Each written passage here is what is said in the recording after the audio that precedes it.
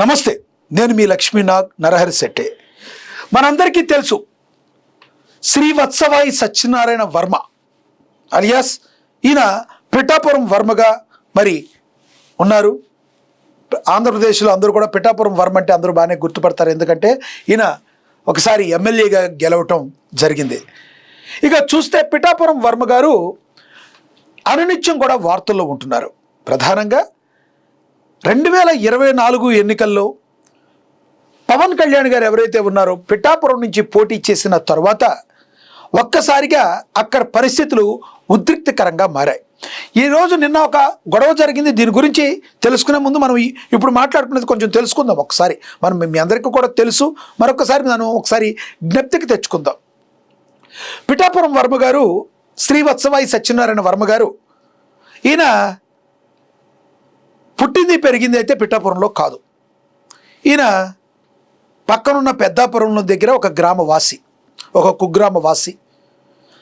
ఆయన గురించి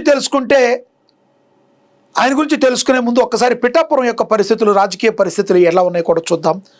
పిఠాపురంలో ఎప్పుడు కూడా 1995 నుంచి ఎప్పుడు కూడా అక్కడ టీడీపీ పార్టీ గెలిచిన దాఖలాలు లేవు. సో అక్కడ ఎప్పుడు కూడా టీడీపీకి వ్యతిరేకంగానే తీర్పు ఇవ్వడం అయితే జరిగింది. ఇక ఉమ్మడి ఆంధ్రప్రదేశ్ వదిలేస్తే, ఆంధ్రప్రదేశ్ విడిగా ఉన్న తర్వాత, తెలంగాణ ఆంధ్రప్రదేశ్ బైఫర్కేషన్ తర్వాత విడిపోయిన తర్వాత 2014లో మరి వర్మ గారు ఇండిపెండెంట్గా గెలవటం జరిగింది. ఎలా ఆయన ఇండిపెండెంట్గా గెలిచారనేది ఒకసారి కూలంకుషంగా చర్చిద్దాం. ఎందుకంటే దీని గురించి నేను గ్రౌండ్ వర్క్ ఆల్రెడీ చేశాను, అసలు ఏం జరిగిందని తెలుసుకునే ప్రయత్నం చేశాను. దీనిలో భాగంగా మనకు తెలిసింది ఏంటంటే 2014లో ఈయన ఇండిపెండెంట్గా పోటీ చేశారు. చేపించింది మరి కొంతమంది టీడీపీ పెద్దలని, యనమల రామకృష్ణుడు గారి యొక్క అండదండలతో ఈయన ఇండిపెండెంట్గా పోటీ చేశారని మరి అక్కడున్న పెద్దలైతే చెప్పడం అయితే జరిగింది. అయితే ఇక వివరాల్లోకి వెళ్తే ఏంటంటే,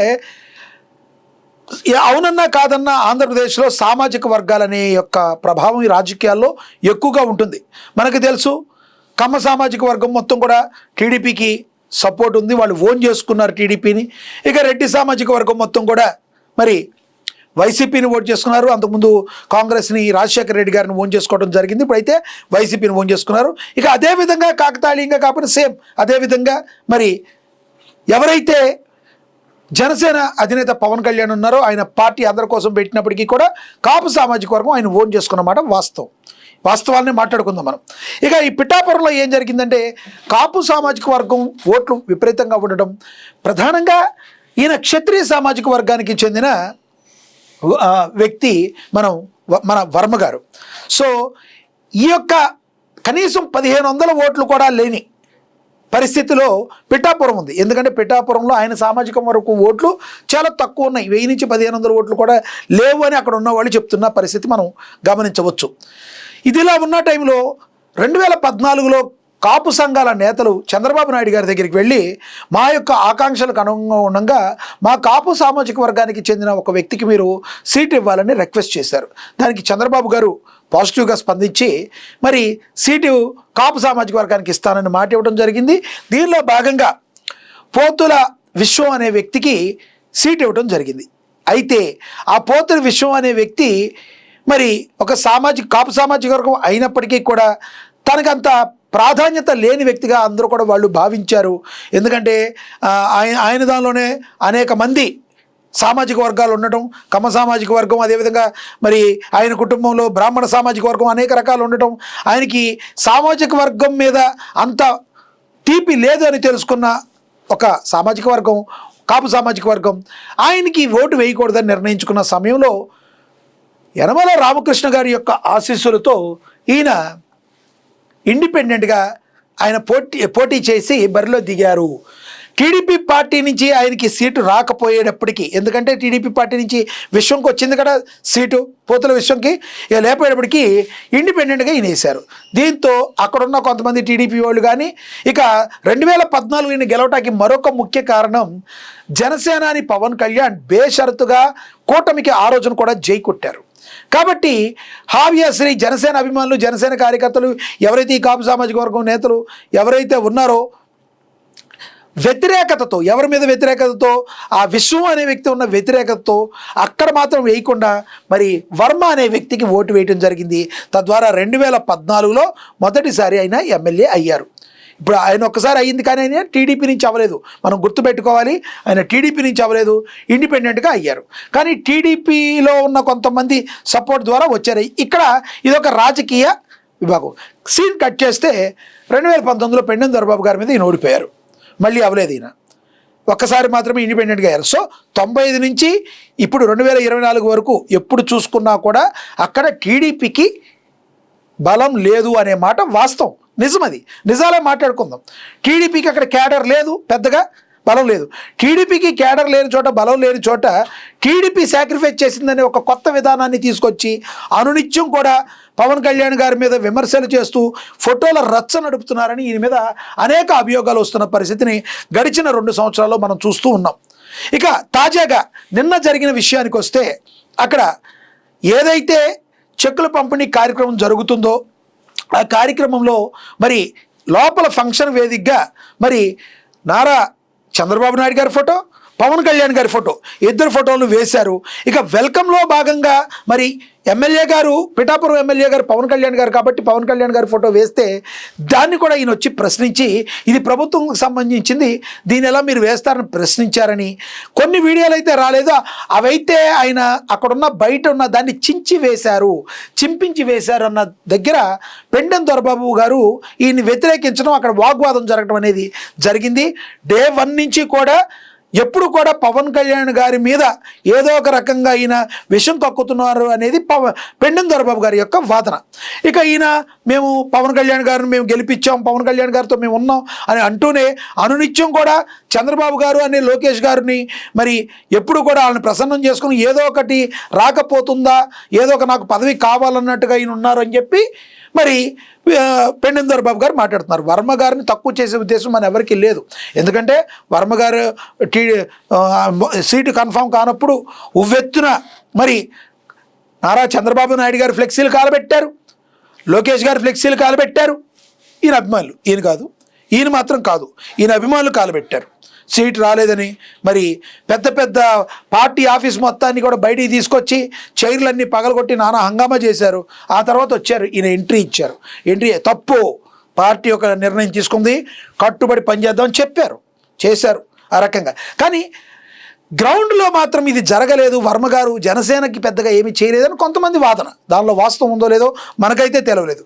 అనునిత్యం కూడా ఆయన ఉనికిని చాటుకుంటానికి జరిగే ప్రక్రియలో భాగంగా అనునిత్యం కూడా రావణ కాష్టంలాగా పిఠాపురాన్ని ఉంచడానికి వర్మ గారు కీగా ఉన్నారు అని చెప్పి కొంతమంది విశ్లేషకులు చెప్తున్న మాటని మనం అందరూ కూడా గమనించవచ్చు.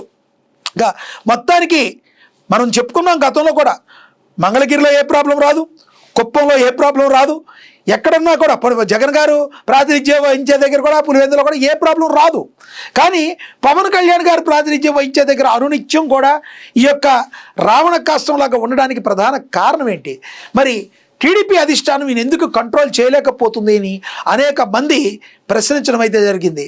ఎందుకంటే 21 నియోజకవర్గాలు ఉంటే 20 నియోజకవర్గాల్లో ఎలా ఉన్నా కూడా ఆ ఇంపాక్ట్ చూపించదు. కానీ మరి ఆ ఒక్క నియోజకవర్గం ఏదైతే ఉందో పిఠాపురం, అందులో కన్నా ఏదన్నా తేడా జరిగితే అటు చేసి ఇటు చేసి అది టీడీపీకి ప్రాబ్లం అయ్యే అవకాశం ఉందని చెప్పి మేధావులు అందరూ కూడా చెప్తున్న పరిస్థితిని మనం గమనించవచ్చు.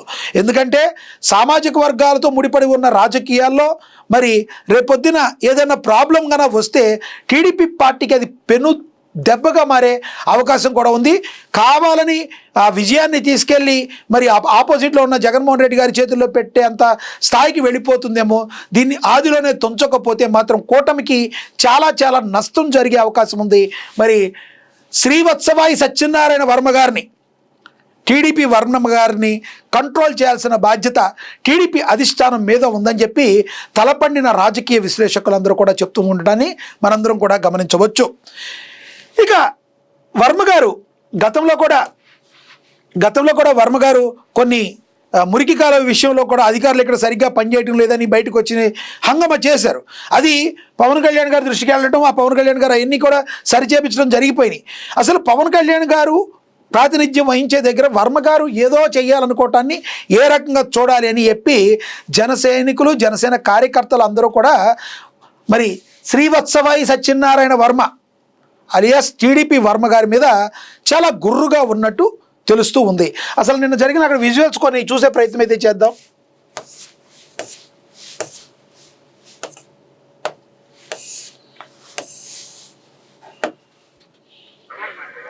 చూద్దాం ఒకసారి.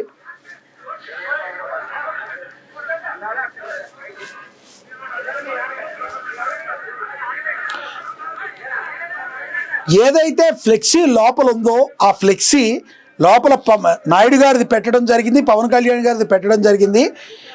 బయట ఉన్న ఫ్లెక్సీని మీరు ఎందుకు చించేయాల్సిన అవసరం ఉందని దొరబాబు గారు అడగటం, ఎక్కడైనా కూడా చంద్రబాబు గారికి ఇలా అవమానం జరుగుతుంది, ఆయన ఫోటో ఎందుకు లేదని వర్మ గారు అక్కడికి వచ్చి హంగామా చేయడం, ఇదంతా కూడా మనం గమనించవచ్చు.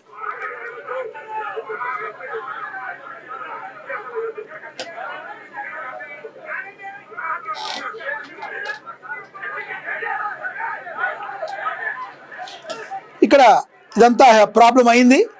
ఒకరి మీద ఒకరు దాడి చేసుకునే ప్రయత్నం అయితే చేశారు. ఇక్కడ చూడొచ్చు మనం, ఇది ప్రోగ్రామ్ లోపల చంద్రబాబు నాయుడు గారి ఫోటో, పవన్ కళ్యాణ్ గారి ఫోటో. ప్రధానమంత్రి అనునిచిత్ అభ్యుదయ యోజన జారీ 27 మంది లబ్ధిదారులకు మరి ఈ కార్యక్రమం చెక్కులు ఇచ్చే కార్యక్రమంలో భాగంగా ఇద్దరు ఫోటోలను కూడా మనం గమనించవచ్చు. ఇది ప్రోగ్రామ్ జరుగుతున్న బయట ఒక ఫ్లెక్సీలో చంద్రబాబు నాయుడు గారి ఫోటో లేదని ఈ రాద్ధాంతాన్ని మొత్తానికి గల కారణమైంది అన్నట్టుగా మరి తెలుస్తుంది. సో ఇక చాలామంది ఈ రకంగా ఆయన అనుచరుల్లో కొంతమంది కావచ్చు ఈ రకంగా మరి చించివేసిన పరిస్థితిని మనందరం కూడా గమనించవచ్చు. ఇది ఎప్పుడు జరిగింది? టీడీపీ ఇవన్నీ కాలబెట్టింది మీకు గుర్తుంది కదా. ఇది ఆయనకి సీటు కేటాయించము అని చెప్పినప్పుడు పిఠాపురం వర్మ గారి అనుచరులు సృష్టించిన వీరంగాన్ని కూడా మనందరం కూడా గమనించవచ్చు. అంటే పిఠాపురం వర్మ గారికి తను వ్యక్తిగతంగా తనకి ఏదన్నా జరిగితే ఎంతటి దానికైనా ఆయన తెగిస్తారు. అవసరమైతే పార్టీకి సంబంధించినవి అన్నీ కూడా వాళ్ళ అనుచరులు, వర్మ గారిని అన్నట్ల నేను వర్మ గారి యొక్క అనుచరులు పిఠాపురం లో కాన్స్టిట్యూన్సీ వత్సవాయి వర్మ సత్యనారాయణ గారికి ఏదైనా తక్కువ అవుతుందంటే ఇలాంటి వీరంగాన్ని కూడా సృష్టించగలరు అనే ఉదాహరణకి మనం ఈ యొక్క విజువల్ని కూడా మనం చూడొచ్చు. ఇది ఎలక్షన్లకు ముందు జరిగింది. సో టీడీపీ పార్టీ లేదు, ఏమీ లేదు, జాంతానాయ్. ఇక్కడ మాకు కావాల్సింది వర్మ గారు కావాలి అన్నంత విధంగా టీడీపీ పార్టీని కూడా, ఆ పార్టీ యొక్క ప్రతులన్నింటినీ కూడా చించివేయడం జరిగిన విషయాన్ని మనందరం కూడా గమనించుకోవాలి. సో ఓవరాల్గా చూసుకుంటే ఇలా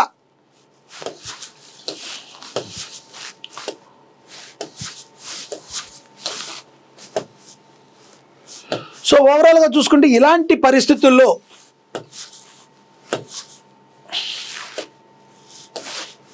వర్మ గారు